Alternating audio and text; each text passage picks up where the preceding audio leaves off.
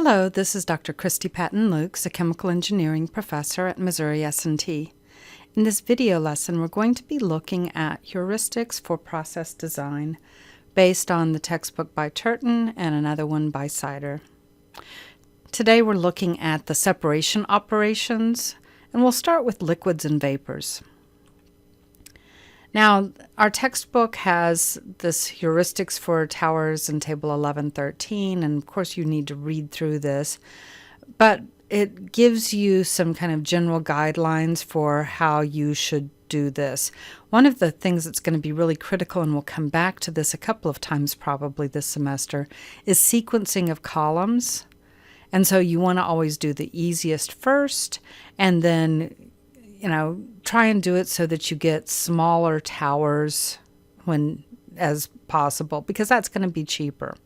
And so there are some guidelines here for things like what do you want to do for the reflux ratio, etc. And there are more of these, they talk about trays and, packing and those kinds of details. And more. If you have liquid-liquid extraction, in this case, probably you know less about the physical equipment, and so this is going to be very useful, but this gives you guidance on exactly how you might build that equipment. So we need to make decisions about what separation technique we're going to use, and so this heuristic says that we want to separate liquid mixtures using, so if you've got a liquid mixture and you want to divide it up into different products, distillation is probably the first thing you want to think about, but you might also consider stripping or enhanced distillation, so that could be extractive or azeotropic or reactive. Liquid-liquid extraction is a possibility where you add another liquid and get that two-phase split. You could do crystallization or adsorption, so you need to look at the properties of your material to get that. You want to attempt to condense or partially condense things if you can use cooling water or an inexpensive refrigerant. Okay? If you can get it to a liquid phase, then you can go back and make your selection from the distillation, etc.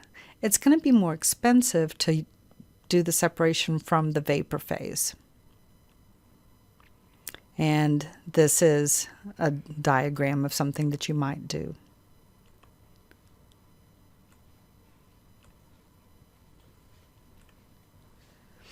The next heuristic is that you want to separate vapor mixtures using partial condensation, cryogenic distillation, absorption or adsorption, membrane separation, or desublimation.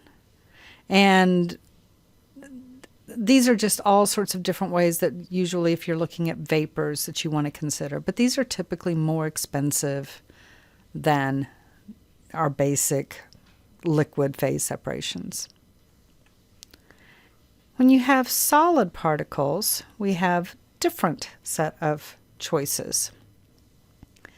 So crystallizing inorganic chemicals from a concentrated aqueous solution can be done by chilling the liquid if the solubility decreases significantly with the decreasing temperature. Now usually you want to keep the solution like no more than 1 or 2 degrees below the saturation temperature, and then you can crystallize by evaporation rather than chilling if you don't get much change with temperature. So you need to look at the properties, look at data. Crystal growth can be done, but it's going to depend on how the crystals form, okay? The growth rate will be about the same in every direction, but you never get spherical crystals, so therefore it's going to be kind of depending on what the crystalline structure is. And you can look up data for this, and you're going to need to know what the saturation is.